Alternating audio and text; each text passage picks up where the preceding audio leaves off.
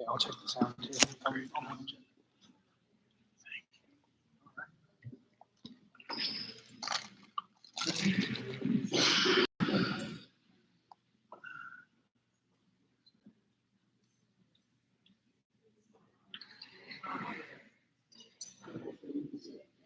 All right, good afternoon, everybody.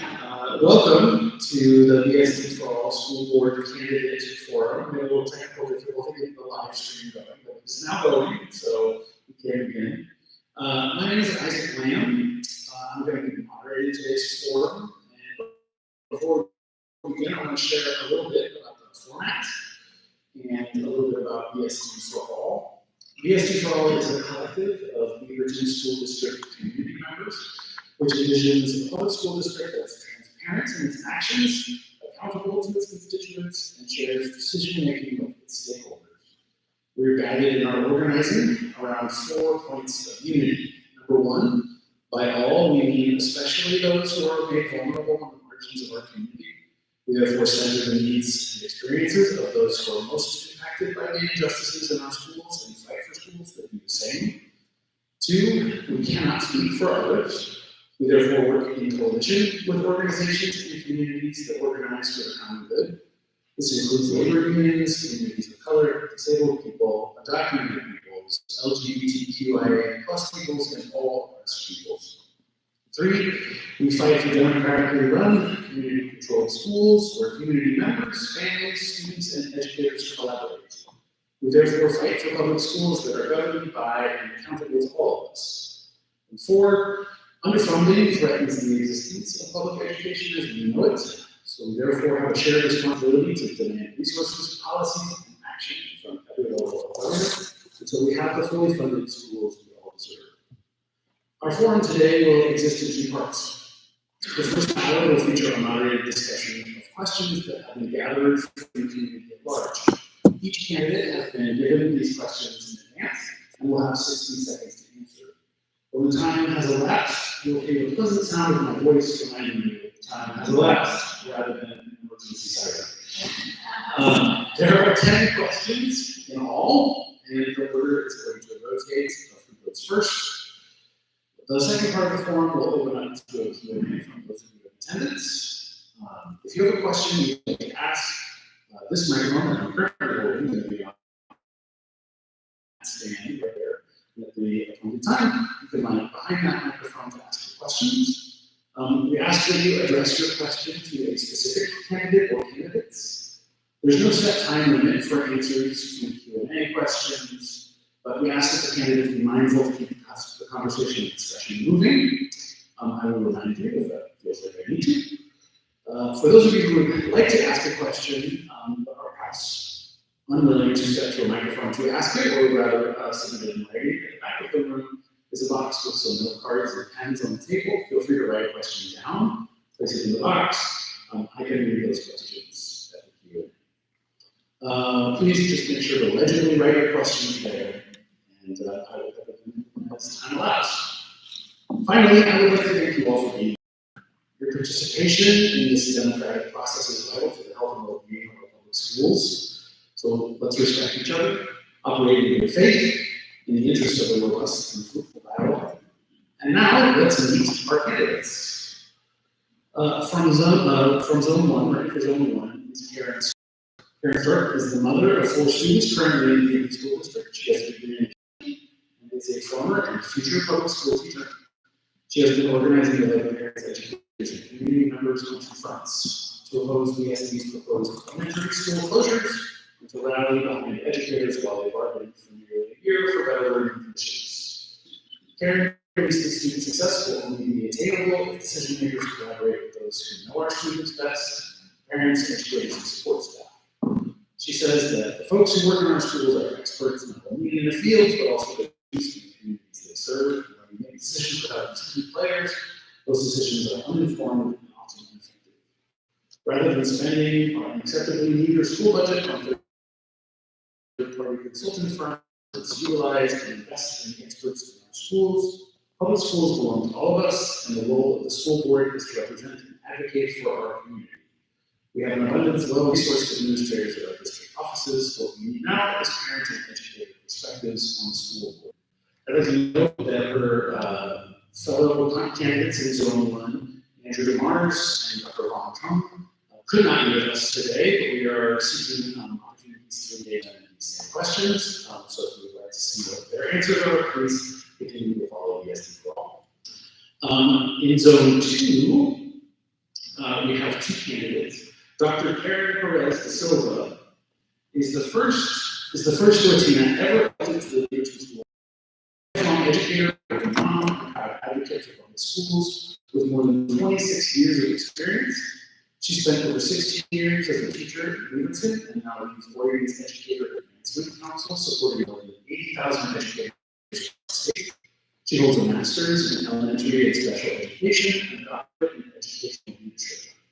As board chair, Karen helped in the creation of a new strategic plan focused on early literacy, career and readiness, and health, safety, and well-being of all students. Her leadership is grounded in responsibility and care. She co-led the successful BSD teacher Wendy camp, saved nearly 300 educated jobs. She served on committees including bond accountability, curriculum adoption, and student value. Karen believes strong schools build strong communities, and she's committed to making sure every student has the chance to thrive. Our other candidate for Zone 2 is Chris McGuire. He's a dedicated educator with 4 years of experience here in the Beaverton School District. He retired from BSD after teaching across high schools. He decided to return to education and teach social studies at Centennial Middle School. Mr. McGuire is also a proud BSD parent, with all 3 kids attending or graduating from Beaverton schools. As a first-generation college graduate, Mr. McGuire earned a Master's of Teaching. He received a graduate certificate from Portland State focused on gender, race, and nations. This deepened his resolve to address systemic inequities, foster genuine transparency, and collaboration with educators, staff, and the community. Eric envisions an equitable district where every student thrives. Our candidate from Zone 4 is Sunita Garg. Sunita is the daughter of an educator, mother of 2 kids who attended Beaverton Public Schools, and a Beaverton resident since 1994. By profession, she is an accountant, a licensed CPA who has worked in accounting and finance for over 25 years. She will be running from Zone 4 for a second 4-year term. She brings to the board her experience from work and from serving 4 years on the board. In the last 4 years, the board had a strategic plan which took opinions from all the stakeholders, and the plan became the foundation of the district's work. Passed a $723 million bond and has been able to invest this money in multiple construction projects in all our schools, teachers levy which pays for over 50 teachers. She is running for re-election to continue supporting and advocating for all students, ensuring they have the opportunities and resources they need to reach their full potential. Her goals include strong education, mental health, and well-being, empowering students and teachers, and continued community engagement. And finally, from Zone 5, candidate we have here today is Syed Hassan, an immigrant who is an immigrant and a proud parent of 3 amazing children in the Beaverton schools. Next year, he will have kids in high school, middle school, and elementary school. He works as a technology leader for a Fortune 100 company and has been an engaged community advocate for the past 5 years. He has served as the co-chair of Beaverton's Climate Action Task Force and on the Inclusive Housing Cohort, helping advocate for climate and housing policies for the city. With this campaign for school board, he hopes to continue to build on his community service. He's lived in Beaverton for over believes that healthy communities have thriving schools. He is running for the school board to fight for the safety of our students and our schools, to bring our community closer to the board and into the decision-making process, and collaborate to create the conditions for success for all our students, regardless of their zip code or background. As a is to focus on the ABCs of the work and always. I'd also like to note that Aaron Hatch, who is the other school board Zone 5, wasn't able to join us today, but we are also seeking opportunities to engage her with these questions as well. So continue to follow along this as well. All right, let's get to the questions.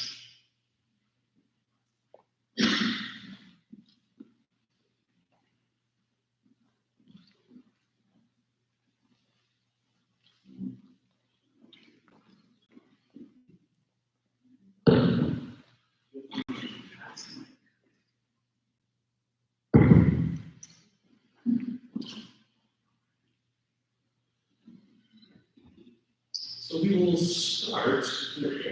We will start with our first question. And our first question, Sunita, you'll be the first to answer.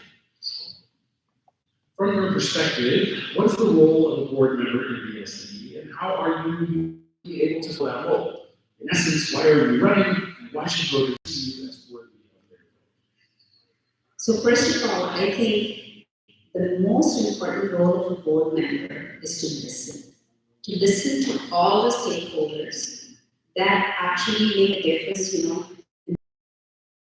that bring out positive outcomes for our students, to work with the superintendent and take the issues of all the stakeholders, asking them questions, and making sure that we make a positive change for our students. Always to keep our students first policy. And how do I do that? I visit schools, I listen to administrators, educators, I attend community meetings with our coffee chats with the superintendent, and anyone from our community is welcome to come in and voice their opinions. And when I find something that needs to be further taken up or follow-up, I make sure I ask the superintendent, because he's our only employee that we have. Make sure that we are in alignment with our strategic plan, which was brought into place by listening to the stakeholders in our community. Thank you. Dr. Karen Perez da Silva, would you like me to repeat the question? From your perspective, what's the role of a board member in BSD, and how are you uniquely able to fill that role? In essence, why are you running, and why should voters see you as worthy of their vote? So good afternoon, everybody. I'm Dr. Karen Perez, and the role of the board is we have one employee, which is the superintendent. So our job is to work with him, collaborate, but also ask the hard questions and work toward what we as a board have set as a strategic plan in collaboration with our community. So that accountability for us on those metrics, on our strategic plan, is critical. We also are responsible for the budget and aligning that budget so that it is fiscally responsible, but also meets the needs of our students. In addition, as a board, we look at large contracts that come to the board and approve those. And we actually are responsible for the policies that help shape what we do in schools, how we support our students, and how we address issues when they come up. I believe that I know that I'm uniquely able to be in this position because. Eric, any questions? Hello, I'm Eric Ware. I believe that the role of a board member, first and foremost, is to serve the constituents that elect. And if you don't listen to those constituents as regularly as you should, I believe that you lose sight of what those folks want and need on a daily basis. And so I believe that we show up when things happen in our district, and require a board member to be present. It's not always that one person on the board can really do anything by themselves, but you need to be present for the constituents that have elected you when those things come up. And also, I think definitely holding superintendent accountable is the number one, is one third of the job. And so that's something that I think we'll probably get into a little bit. Karen? Thank you. I'm really kind of enamored with the system that we have set up. So public schools belong to all of us. We all invest in our public schools with our tax dollars, and our children really are futures. These are the future workforce. These are our offspring. And so it matters to all of us. But the school district is made up of people who are hired. And so I think that the school board is so important in the system that we have set up, because they're the mechanism by which the employees are held accountable to the needs of the public. And I plan to show up on the school board and hold the district accountable to the needs of the public by meeting regularly with the public and by collaborating with the democratically, again, it's another wonderful system, the teachers union and the school employees union we have. These are democratically run organizations but that make it very easy, I think, to learn what the people on the ground level want.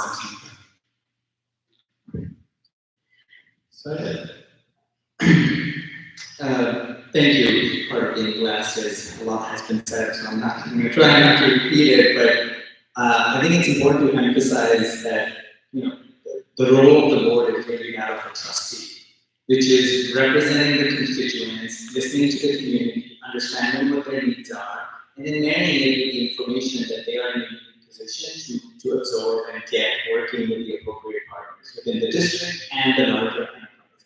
I think that includes obviously overseeing the budget, holding the superintendent accountable, making sure we do check-ins and performance evaluations, working against our benchmarks and metrics and strategic goals, all of those things are explicit. I think a big thing right now is also advocating in the legislature for funding resources, for making sure that our schools and our districts are appropriately resourced to be able to set us up for success and set our students up for success. And that's a big thing. I think right now that needs to be amplified. But hang on to that microphone, Syed, because we're going to start with the first question number 2. In your mind, what are the biggest issues facing the Beaverton School District? And if elected, what would you focus on first as a board member? What's at the top of your priority list? Yeah, thank you. I'm trying to work on the previous answer a little bit. But I'd sort of sum it down in a way. I think it's distance and point of view. And by distance, I mean there's a chasm between the community and the decision-making process on the board.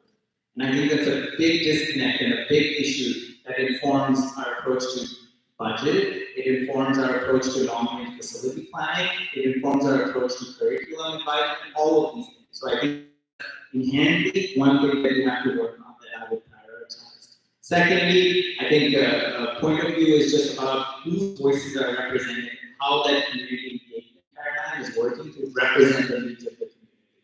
And I've worked to lean in on my community connections, on the work that I have done, building coalitions with appropriate partners to make sure that we are reaching in, we close that gap and are better representatives of the needs of our student populations, of families, and the community at large. Sunita, question. In your mind, what are the biggest issues facing the school district? And what would you focus on first as a board member? Top of your priorities. The top of my priority is strong education. Kids need to be proficient in the core subject areas. We are finding that Oregon is placed at 5 for reading, and math, and science.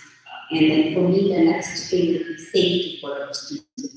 When we look at the student data, there's a lot of bullying going on in their schools. So for the core subjects, there has been curriculum changes which has been advised by the Oregon Department of Education for the science of reading. We need to make sure that as we are implementing these changes, we are supporting our educators by providing the professional education that they need. When we do that for the math, we need to make sure that we are giving them education so that they can provide the right education to all the students. As far as safety, we need to make sure that we make the education.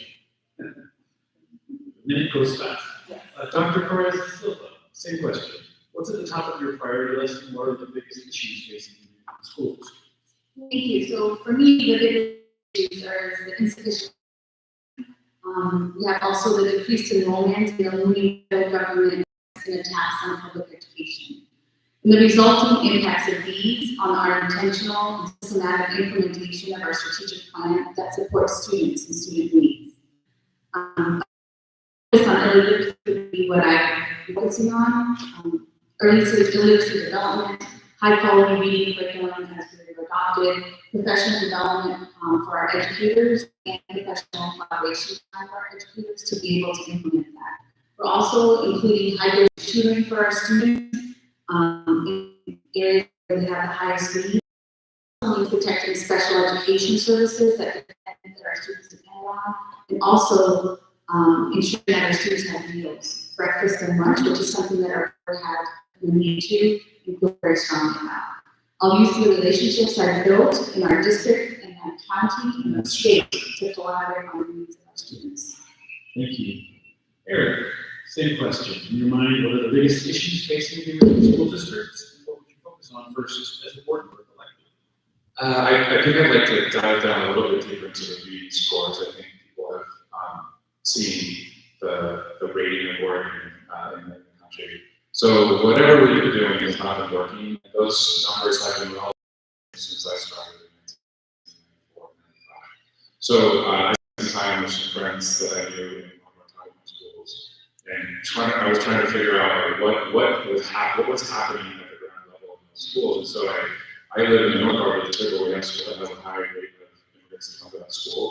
Very few of them need to have translators for conferences. If you go to a Title I school in half of our district, we have schools that need 30 translators. That metric is not used in the process of allotting educational assistants and other folks into that space to help support that number of folks that don't speak English in their home. And so I think there's a need for us to kind of recalculate or at least have a conversation around how do we disperse funds. Karen, start same question. I first want to, if I can adopt everybody else's answers, I think that those are all wonderful and important priorities. I was speaking to a special ed educator this morning who has worked in our schools but had to leave. She took a leave of health or mental health took a leave of her name. And she had to take some time off because she said it wasn't that I didn't have enough care educators, but the turnover was rapid. And so I had to really, she said my class should have been split into 2 classes of these Chinese kids, and we needed care educators that we could retain care educators so that we didn't have to keep retraining them. And so I think we have wonderful experts within our buildings, again, who are experts on these children and these processes and our communities, and their voices need to be listened to if we are going to make important changes and really help these students. And she said, nobody listens to teachers. Yep.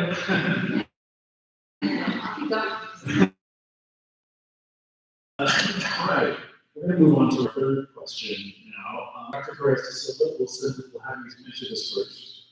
What are your overall educational priorities, and how would you focus on them or affect changing them as a board member?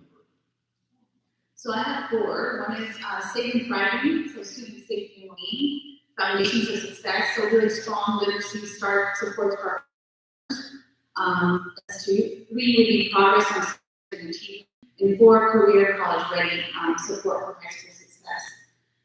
Really literacy, we know only 50%, 52% of our students are reading at grade level in 3rd grade. But we have implemented a strategic plan in a very starting literacy, but also looking at adolescent literacy. We have middle schoolers and high schoolers that can't read. Right now, my role as a board, as an executive professional life, I align resources and also support needs for all educators in Oregon, and I want to continue that here.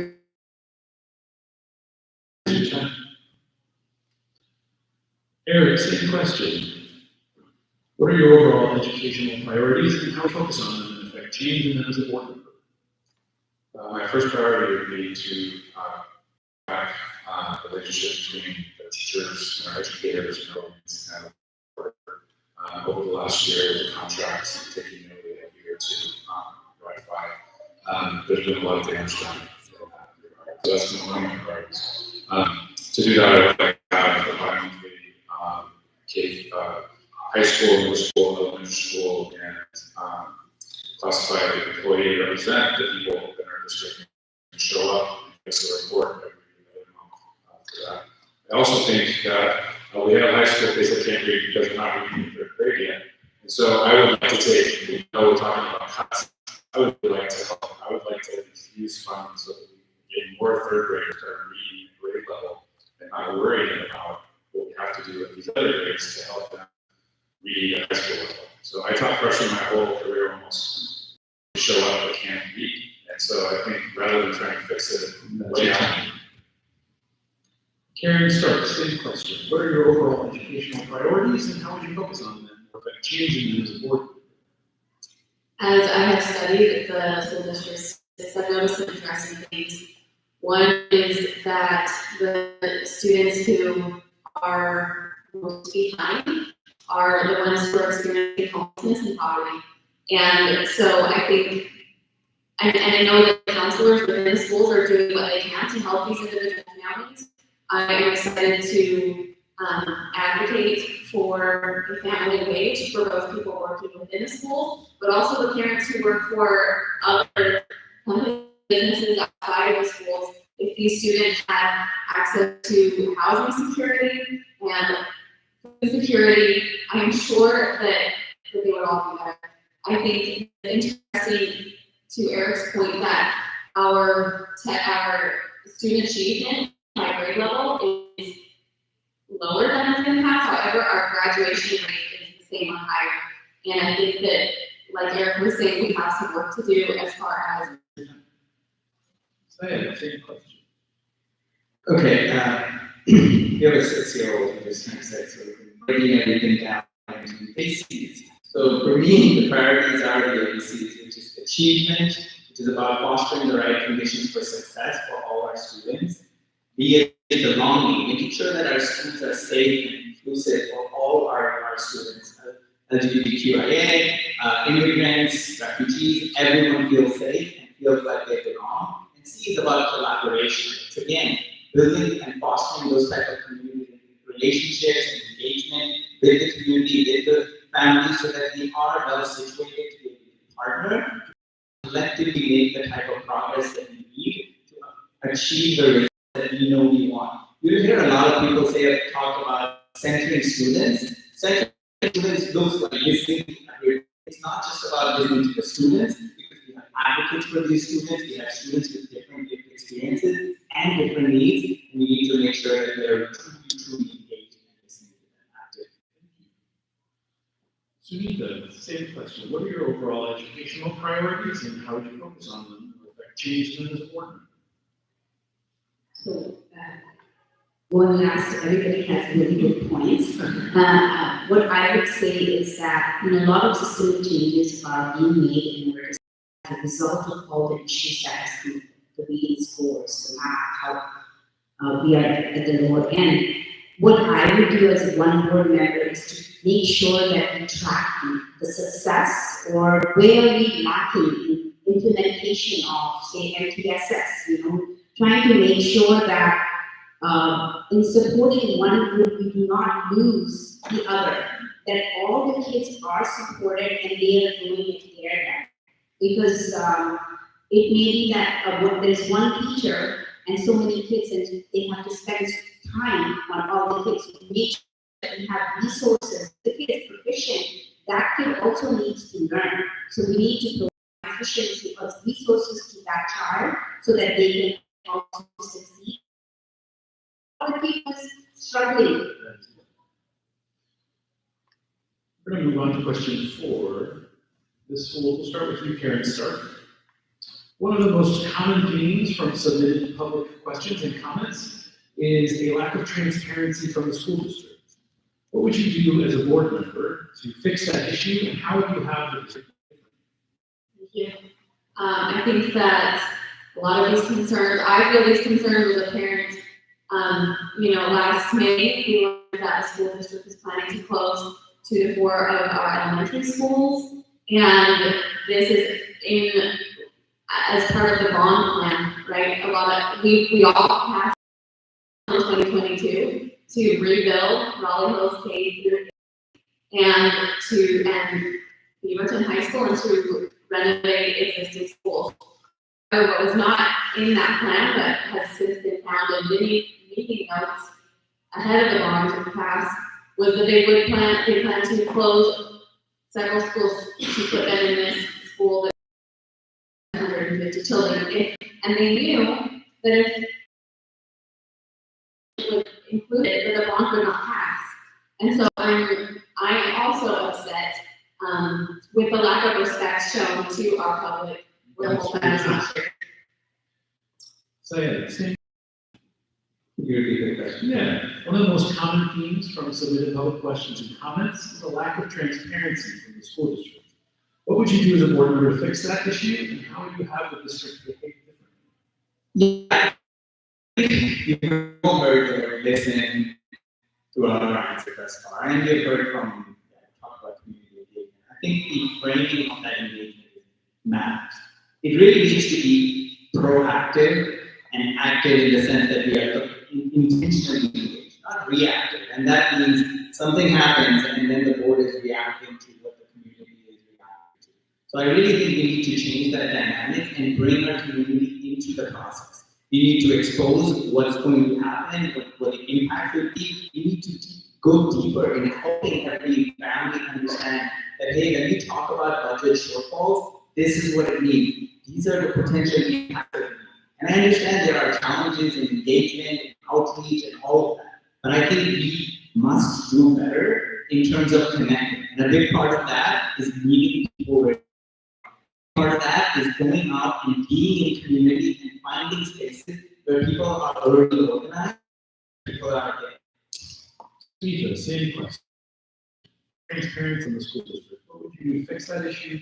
How would you have the district behave differently? So I would answer this with community. When I became a board member, I felt that there needed more community involvement.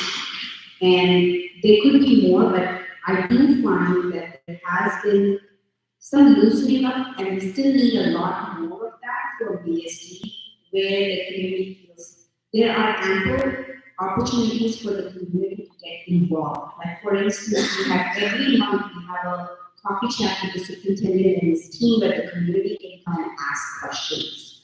They are in the board meetings, they can come and ask questions. So there are places and ways that community can get involved, but of course there can be a lot more of that, where we can be more proactive in providing the information, and as one board member, I'm always going to advocate for that.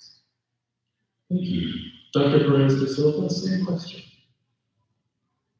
I think that transparency is a fair and important expectation to have of our school district. It's about making sure people know when, how they can have a voice. It's about listening and hearing each other. It's about coming together as well. So, our website shares the process sometimes that we follow.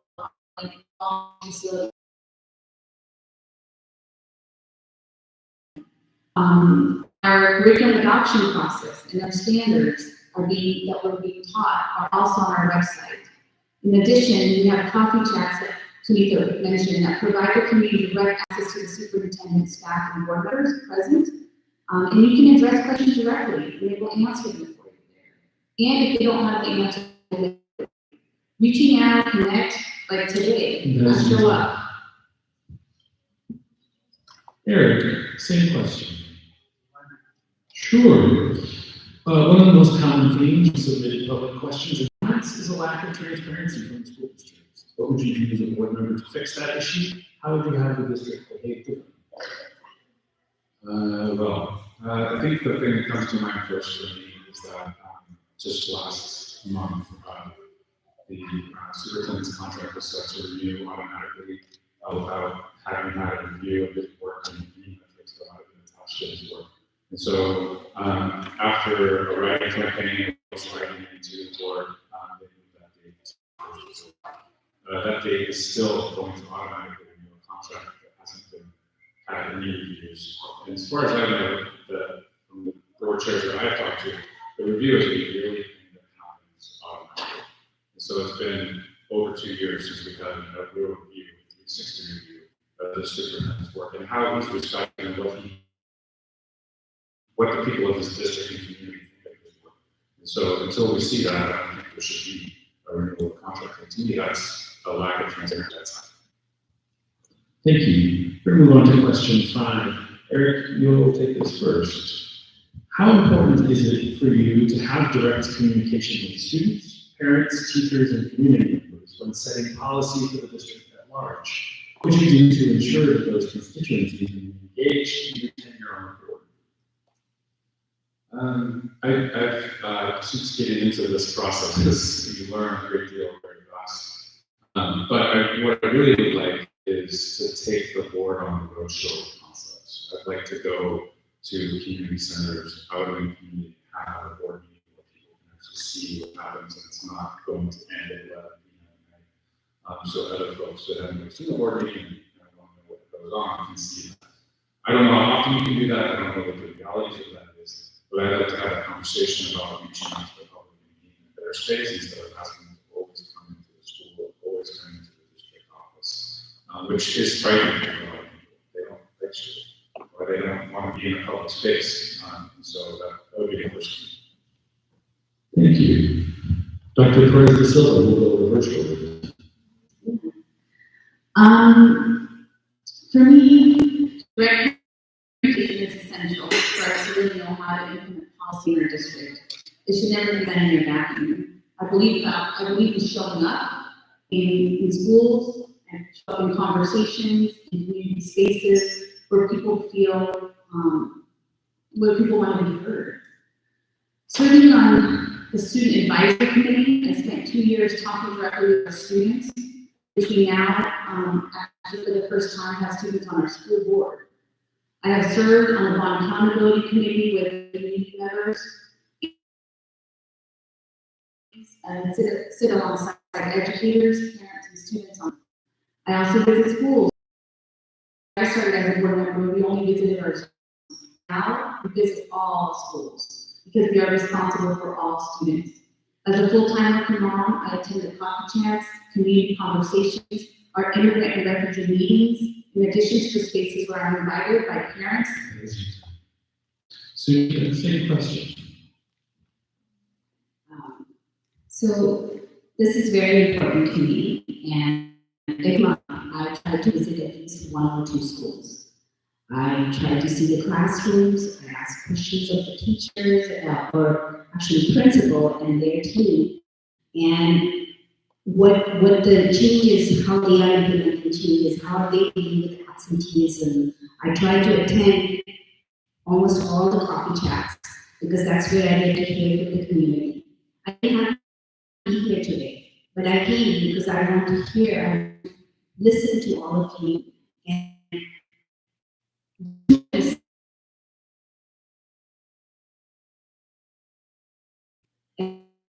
we have a board meeting, now we talk, there are 2 of us, 2 members talk to the students and help them participate in their meetings, listen to their issues, what they want to happen. It's been so great to listen to the students. That was lacking. I truly appreciate that passion with us. Thank you. I think I appreciate the fact that board members can go into school and engage. I think I'd be curious to really understand how they're able to and what that access truly looks like, and how open and transparent that process is. Secondly, again, I think there's this sense of access that's limited. You've heard about, hey, we have coffee chats, we have all of that, but who can show up to that? We have in our district both parents who are working, who have the ability to show up. So we cannot be sitting up and waiting for people to show up. And I mentioned this before, we gotta meet people where they are. And that's a big part of engagement. I love the idea of roadshows, I love the idea of being in spaces. Having this work, I understand the meeting laws, I understand some of the restraints and constraints that and we gotta get creative. We gotta find ways to get more access into systems and get access into communities. And it has to be bidirectional. It has to be intentional, and now more than ever, because we know our communities have anxiety, we must do what's done. Karen, start. I think that parent and educator involvement is imperative to the success of our students. These are the people, again, who know our students the very, very best. And we depend upon their input to make good choices for these humans. I think that who shows up who's able to come to really demonstrates who we are interested in engaging in. I have been advocating at the school board meetings. Do we want parents there or not? Because if we want parents there, we need childcare. If we want people from marginalized communities to be there, we need interpretation services on site. I think that we can partner with local groups here, but I think would be happy to collaborate on that. Again, if we want our families from lower incomes who don't have access to transportation, if we want them there, then we need to be in the communities that the district has. We'll move on to question 6 now. Assuming to the first to address this. With the federal funding, what are your fiscal priorities for the district? If there are budget deficits, how do you address those from your position on the board? Okay, to answer this question, you have to understand what is the federal funding was. What is used and the professional development in Title I schools. And then we this is what I know most of the funding is for. And when we have to decide where the budget dollars are going to go, we have to decide the difference. We have to understand the difference between our needs and our wants. So if I have to prioritize, I would prioritize we're spending the money in classroom expenses, spec programs, and whatever is for their professional development because it's truly needed. Our kids need it, and that's where I'm not need the from. And of course, if that happens, if we use our federal funding, it's going to come from our budget. And Dr. Perez-Silva, same question.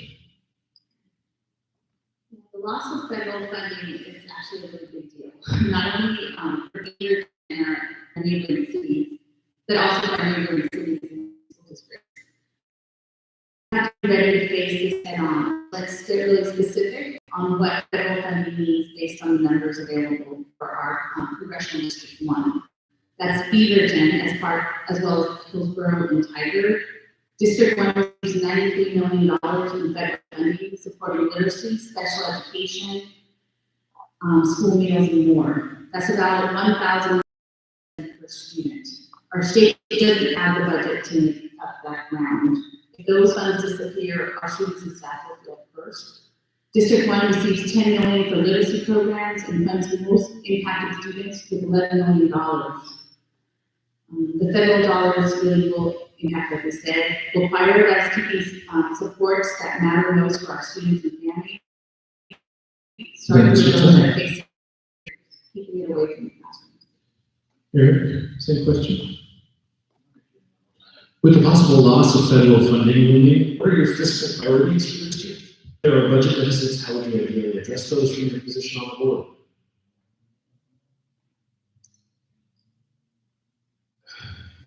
This format just the first thing I know for sure that I want is a board that is transparent dealing with this issue. I want to know that everything is on the table, it's upfront, we're collaborating with the people who are going to be most affected by these cuts, and it won't be board members because we don't get paid. So we need to know exactly where the cuts are going, and my priority would be, amongst anything else, I would hold no harm to K through 3. I would not cut any teacher, I would not cut any EA from that program because it's essential that they continue to have the same access to support their development. Karen, same question. I'd like to kind of adopt what has been said, and I'd also like to point out that I think everyone in this room will advocate for greater funding from the federal level and the state level. We know that Oregon schools have never been properly funded. I think it's also important to point out that in March of 2024, the school board was presented with a school support fee vote. So we know the corporations have a tax break from the state government, and the school board got to vote on whether they would excise 15% or up to 30% of that tax break back from corporations, but they chose to accept the smallest amount. So our school board is defunding our schools, and if our school board is looking out for the interests of business, right? We have this propaganda that we don't. But if our school board is supporting the interests of business, then who is looking out for the support the interests of our students and our schools. Good question. Thank you. For expecting last again, a lot has already been said, but I'm actually going to take it back to something I said in the first answer. Point of view. What I was really trying to emphasize is whether you're thinking short term or long term. I think we really need board members who can think long term. Unfortunately, we are benefiting from some long term thinking 10 years ago. Our district is one of the only districts uniquely positioned with having some safety funds to be able to tap into when we have budget shortfalls or potentially challenges from the Fed. Roughly 32 million that will get impacted. We know where that is. We have the ability and the foresight to plan for it, to mitigate that, to identify what are the most impacted programs, who are the most impacted students and communities, and then potentially start proactively working right now how we are going to be better facilitate set up to facilitate and mitigate those. And that's really, you must be proactive. You must not be sitting here thinking, oh, that might happen, we'll figure it out when we get there. That's usually what I mean, active. Right, so we'll start with you for question 7. What are your guiding values around salaries and benefits for teachers, staff, and support staff? How do those values shape the decisions you must make as a board member in improving district budgets? Yeah, I think my personal guiding values are that every one of us working or living in the district deserves a fair and living wage. Nobody has to go out of their means and out of their ways to have multiple jobs to support themselves and their families. And that's really how we must think about it. When it comes to having workers and educators and all different types of people in our district who are helping, again, build the community, build the experiences for our students, we must be intentional, we must be deliberate and empowering. We are a part of a collective as a community. So when one part of our collective or the larger organism isn't fully functional and isn't supported, then we are not a healthy, thriving organism. And that's really how we must think about it. We must make sure that we are meeting the needs of everyone that does the work to make our schools and our communities the way they need to be to meet every student's needs. Thank you. Karen, start with you next. Same question. The people who are taking care of children, these workers who work in schools hold up the world, and they have families, and they need to be earning a family wage. I had a conversation with the state rep recently, sharing with her a conversation I had with a nutrition specialist, and that, these are people who have the weight on their shoulders of administering medications and taking care of our children who are sick in schools, or who have conditions. And she was saying that she doesn't take breaks. She was saying that she doesn't take a lunch, and she makes, I think, $25 an hour. So I was sharing this with the state rep because we're not often aware of these different positions, these semi-invisible workers in our schools. And the state rep told me not all jobs are worth a living wage. Not all jobs are worth a family wage. When if we're hoping to retain good para-educators, if we're hoping to retain these workers who are caring for our future generation and our children, we've got to pay all of them a family wage. Eric, same question. I would echo that. And Beaverton did just pass the growth of a really good contract for its educators in the classroom. And I would say we need to hold and lift our OTA brothers and sisters in the same regard as educators are educators, because there's no way to function in a school without them. I have kids for 9 minutes in the classroom. Those kids are everywhere else during the day. They need that support. And so I don't think we look upon that contract negotiation the same way we do when we contract negotiate with educators in the classroom. So I think that needs to change wholeheartedly. We need to make some robust changes to those contracts to make sure that those folks can go home and not have to go to another job. Thank you. Dr. Perez-DeSola. Thank you, Liberty. Public education is under attack, and we must stand up for both students and educators, certified and classified, alike. I supported increased wages for our OSCA members, which we have done for the last 2 contracts. or last 2 times we met for negotiations. We helped secure BEA contract, like you said, approved by 93.9% of our educators. I co-led the levy that saved over 280 educator jobs. When funds are limited, tough choices arise, but I lead with integrity. I'm always willing to have the tough conversations to find real solutions. Educators are the backbone of our schools, and I spent 4 years building systems and relationships to ensure that student success and staff support go hand in hand.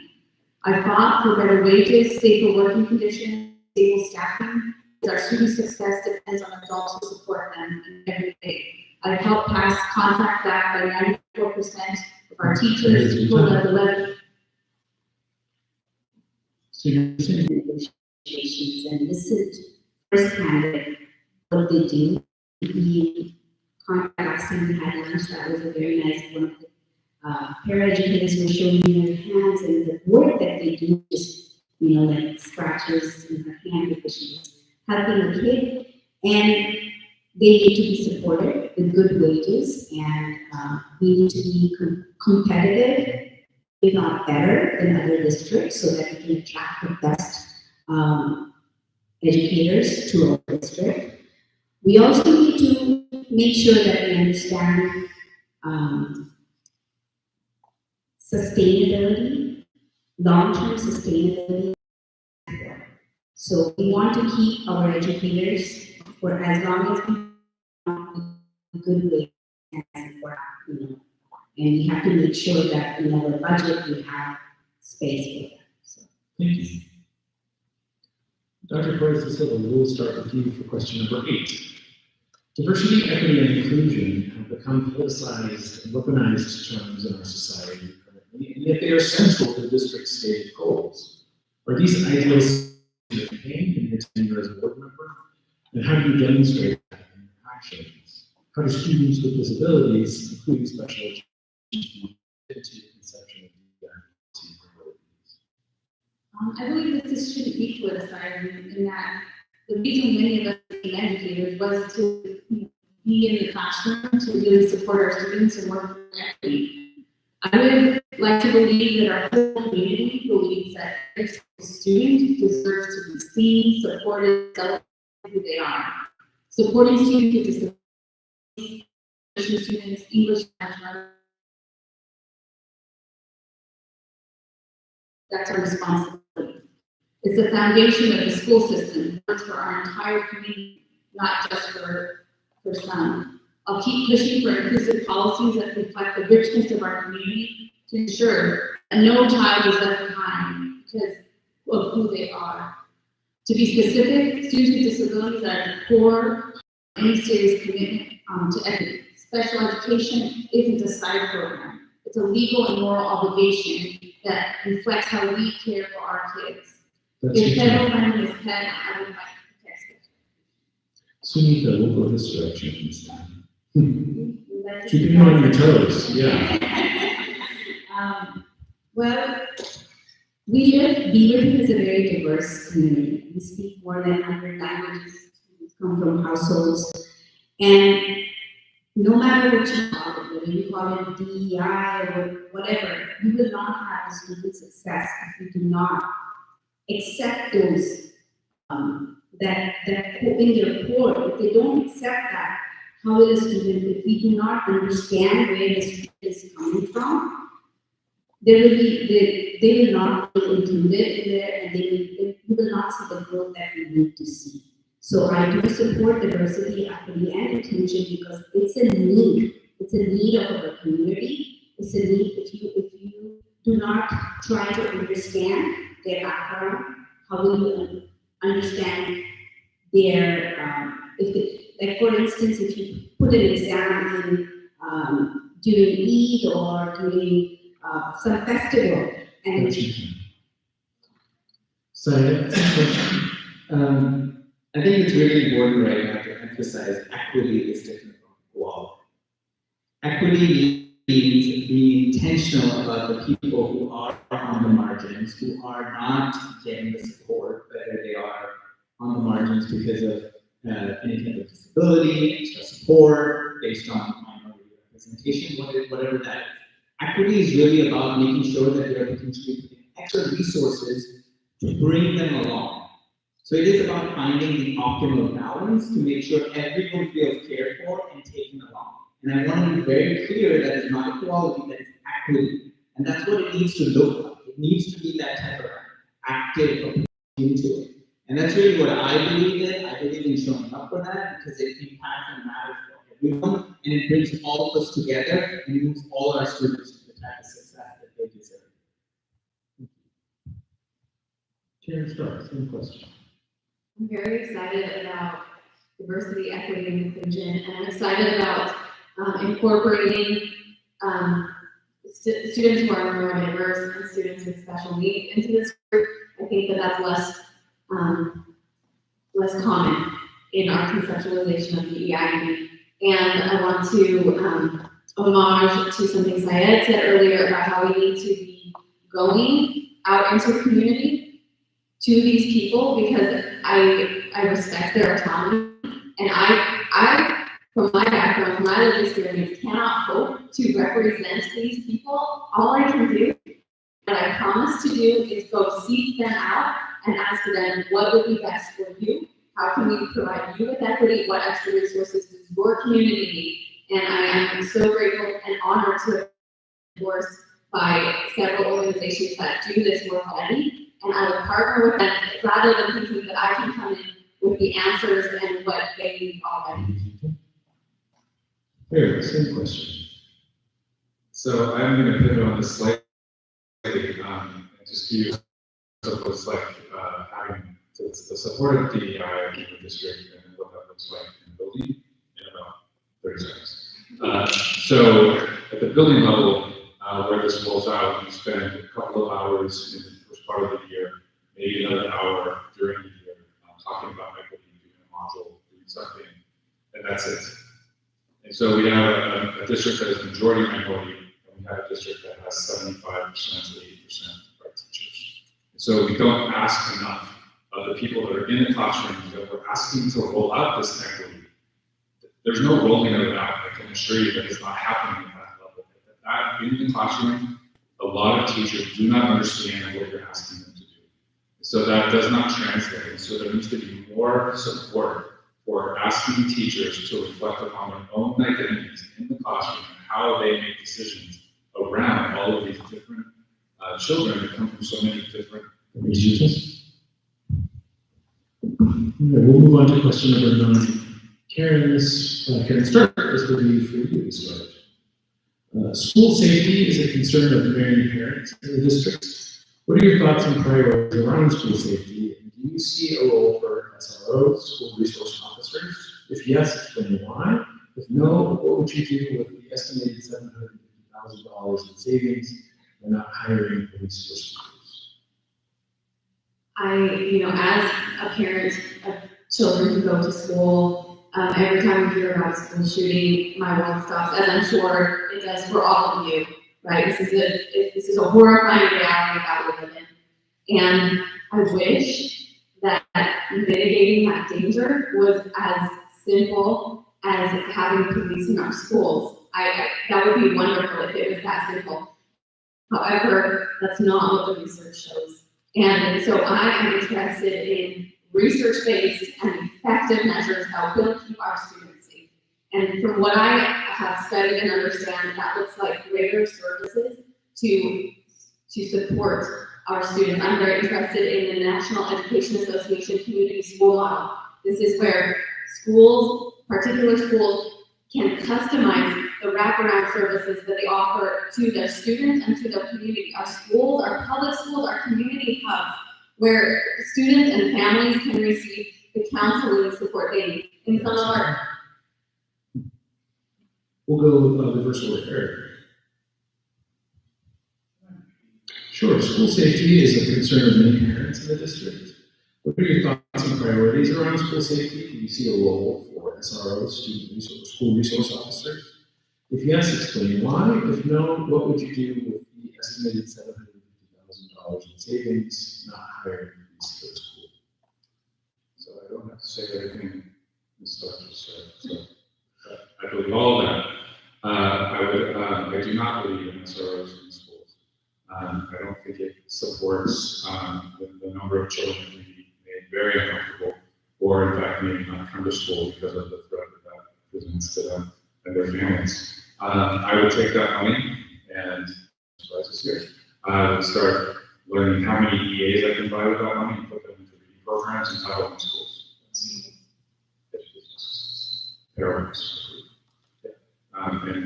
And then perhaps a reading teacher, but reading teachers are very expensive. So like as much support as I can give the reading teachers that are there. And again, getting this third grade, as many as possible reading before they leave third grade is super, super important. Thank you. Dr. Perez.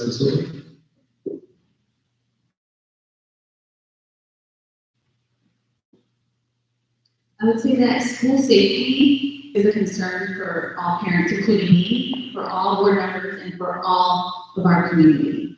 In BSD, school board is putting money into behavioral health and wellness teams, social workers, McKinney-Vento, staff, training counselors, and social emotional curriculum.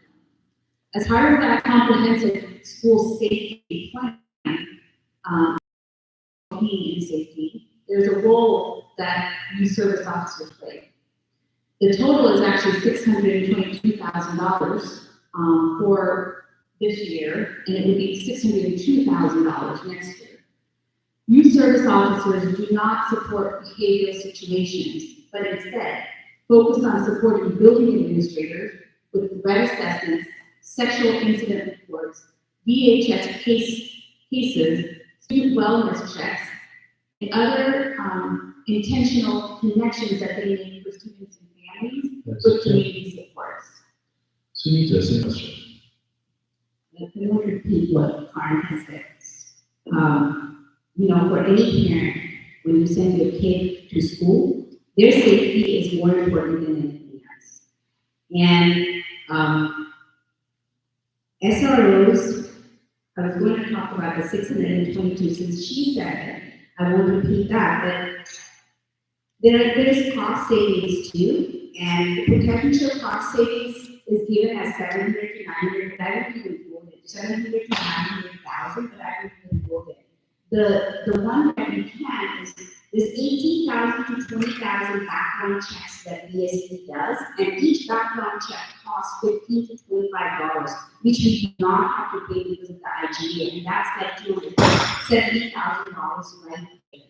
And I would not be in my student, like, if not them, then who, right? If you have something better, I go to schools and I ask the administration, they tell me that they can't do it better than So, same question. Yeah, said this on Thursday, and right there, I think safe schools means safe schools for everyone. It isn't about the majority feeling safe, it isn't about a certain percentage feeling safe, it means everyone feeling safe. I think beyond that, you have to really invert the setup from criminalization to compassion. We really need to focus on what type of spaces are we creating for people to engage and share their experiences.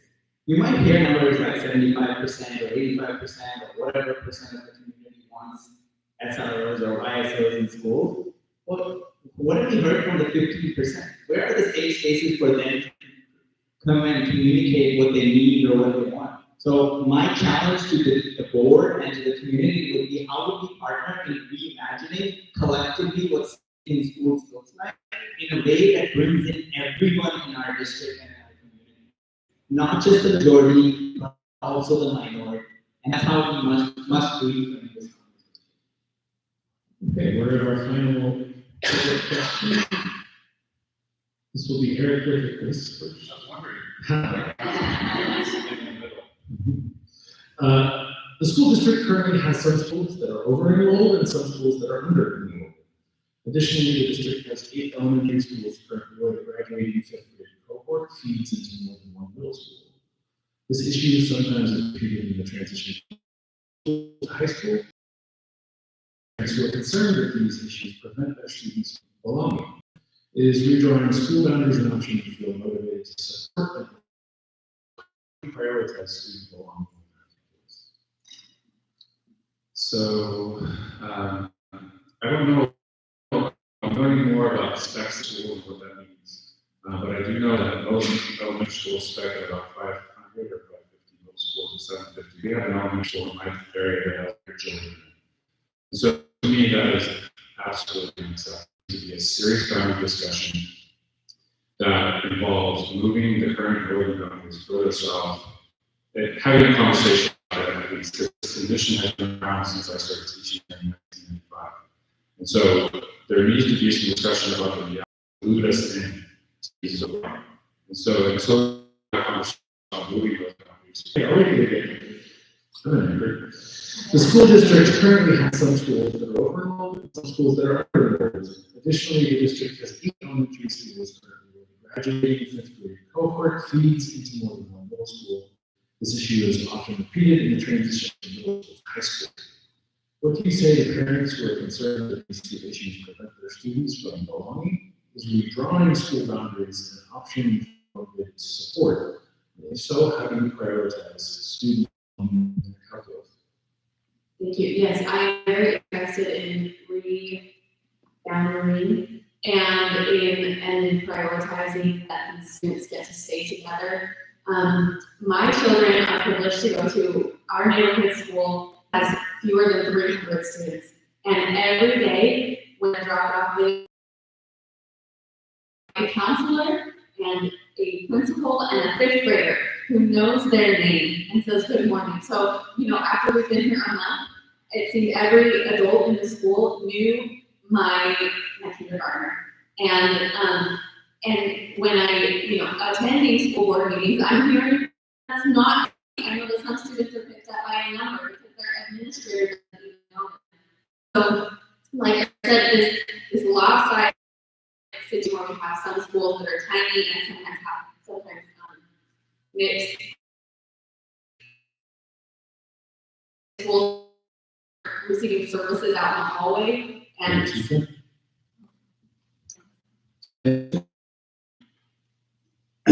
Yeah, so I think when it comes to this, belonging and facility planning is intended to kind of help us reimagine.